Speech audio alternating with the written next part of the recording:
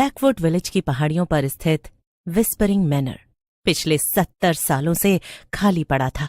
स्थानीय लोग कहते थे कि उस घर की दीवारें बातें करती हैं, लेकिन पेशे से आर्किटेक्ट एलेक्स और उसकी पत्नी सारा के लिए ये केवल एक पुरानी संपत्ति थी। उनके साथ उनके 2 दोस्त, पैरानॉर्मल रिसर्चर लियाम और फोटोग्राफर क्लोई भी आए थे। तो यही है वो मशहूर हवेली। जितना सोचा था उससे कहीं ज्यादा बड़ी है। बड़ी? एलेक्स, ये डरावनी है। सावधान रहना, इस घर का इतिहास मोक्ष शब्द से जुड़ा है, लेकिन यहाँ किसी को शांति नहीं मिली। अंदर की हवा ठंडी और भारी थी। एलेक्स, क्या तुम्हें कुछ महसूस हुआ? जैसे ही दरवाजा खुला, मुझे लगा जैसे किसी ने मेरी गर्दन पर फूंक मारी हो। पुराना घर है सारा, हवा का दबाव कम ज्यादा होता रहता है। चलो सामान अंदर रखते हैं। रात के 11 बजे थे। अचानक ऊपर की मंजिल से भारी कदमों की आहट सुनाई दी। क्या यहाँ कोई है? क्या आप हमसे बात करना चाहते हैं? सन्नाटे को चीरती हुई एक आवाज आई जो घर की दीवारों से गूंज रही थी। द्वार खोल दो। ये क्या था? क्या तुमने वो सुना? तभी कोने में स्थित एक पुरानी घड़ी जो सालों से बंद थी, जोर जोर से बजने लगी। उसके पेंडुलम की आवाज के साथ ही फर्श का एक हिस्सा नीचे धंस गया, जिससे एक गुप्त सीढ़ी का रास्ता दिखाई दिया, जिसके बीचों बीच एक विशाल लकड़ी का दरवाजा था, जिस पर अजीबोगरीब आकृतियां बनी थीं। मोक्ष का दरवाजा। कहते हैं इस घर का पुराना मालिक फादर सैमुअल मानता था कि वो पापियों को सीधे स्वर्ग भेज सकता है, लेकिन उसने लोगों को बचाने की बजाय उन्हें यहाँ कैद करना शुरू कर दिया।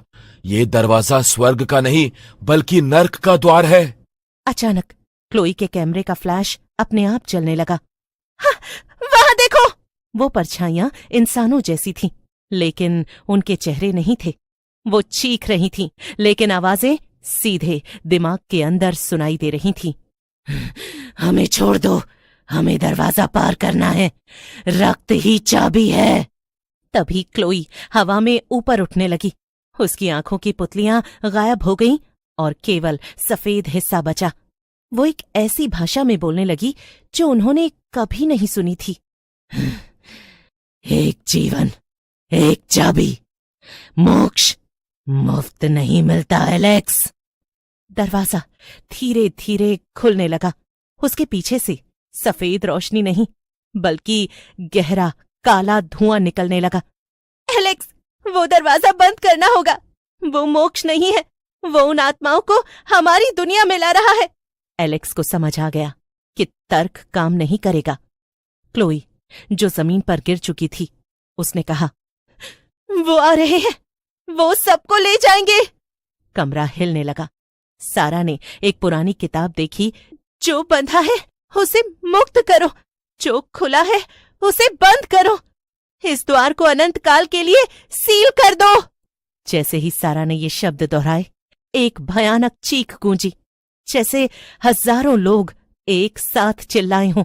और फिर एक धमाका हुआ। जब अगली सुबह सूरज की पहली किरण विस्परिंग मैनर पर पड़ी, वो जिंदा थे। हवेली अब पहले से कहीं अधिक शांत लग रही थी, लेकिन वो दरवाजा अब भी वहां नीचे मौजूद था, हमेशा के लिए बंद, या शायद अगली बलि के इंतजार में। हम कभी वापस नहीं आएंगे। दरवाजा बंद हो गया एलेक्स, लेकिन कुछ चीजें बंद ही भली होती हैं। 3 घंटे बाद वो एलेक्स के आधुनिक अपार्टमेंट में पहुंच गए। उन्हें लगा कि कंक्रीट की दीवारों और तेज रोशनी में वो सुरक्षित रहेंगे, लेकिन जैसे ही एलेक्स ने घर का मुख्य दरवाजा खोला, उसे महसूस हुआ कि अंदर की हवा वैसी ही भारी और ठंडी थी जैसी उस हवेली की थी। शायद ये मेरा वहम है, हम सब बहुत डरे हुए हैं। रात के 2 बजे थे। लियाम लिविंग रूम में सोफे पर बैठा पुरानी रिकॉर्डिंग सुन रहा था। अचानक स्पीकर से एक आवाज आई जो रिकॉर्डिंग के समय वहां नहीं थी। लियाम, पीछे देखो। एलेक्स, सारा, बाहर आओ। सब दौड़कर वहां पहुंचे। लियाम ने क्लोई की ओर इशारा किया। क्लोई नींद में चल रही थी और उसके हाथ में एक पुराना जंग लगा हुआ लोहे का टुकड़ा था एलेक्स, वो लोहे की छड़ जो तुमने दरवाजे में फंसाई थी, उसका एक टुकड़ा टूटकर क्लोई के कपड़ों में फंस गया था।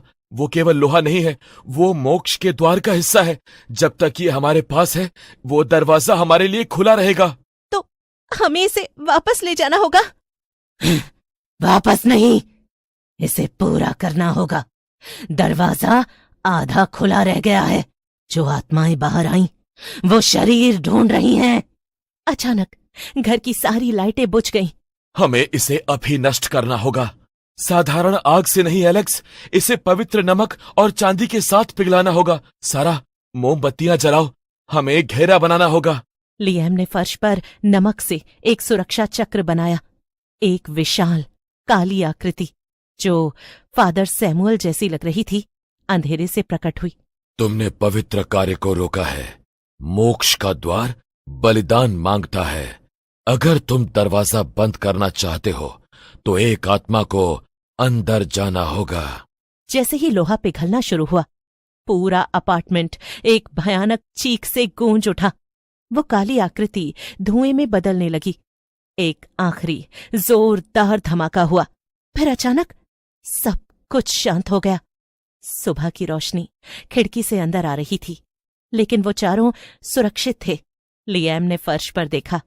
जहां वो लोहा पिघला था, वहां केवल राख बची थी। क्या हम वाकई सुरक्षित हैं, लिएम? एलेक्स और सारा ने उस अपार्टमेंट को उसी दिन छोड़ दिया। लिएम अपनी पैरानॉर्मल रिसर्च में वापस लौट आया और क्लोई ने अपना कैमरा हमेशा के लिए एक बक्से में बंद कर दिया। 6 महीने शांति से गुजरे, लेकिन एक रात जब बाहर तूफान आया हुआ था, सारा को रसोई से किसी के चलने की आवाज आई, जैसे कोई गीले पैरों से फर्श पर चल रहा हो। एलेक्स, क्या तुम नीचे हो? कोई जवाब नहीं आया। सारा सीढ़ियों से नीचे उतरी। फर्श पर कीचड़ के निशान थे जो सीधे बेसमेंट के दरवाजे तक जा रहे थे। वही बेसमेंट जिसे उन्होंने कभी नहीं खोला था। सारा ने धीरे से बेसमेंट का दरवाजा खोला। वहां कोई रोशनी नहीं थी। तभी एलेक्स अंधेरे से बाहर निकला और उसके हाथ में वही पुरानी लोहे की छड़ थी जिसे उसने पिघलाने का दावा किया था। मोक्ष अधूरा रह गया था सारा। फादर सैमुअल ने कहा था कि दरवाजा बंद करने के लिए एक रक्षक की बलि चाहिए। एलेक्स, ये तुम नहीं हो। उस हवेली ने तुम्हें पकड़ लिया है। हवेली ने नहीं सारा, उस दरवाजे ने। मैं अब उस दरवाजे का पहरेदार हूं और तुम्हें अंदर आना ही होगा।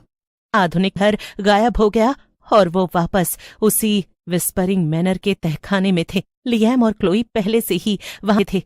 बीच में वही विशाल दरवाजा फिर से खड़ा था।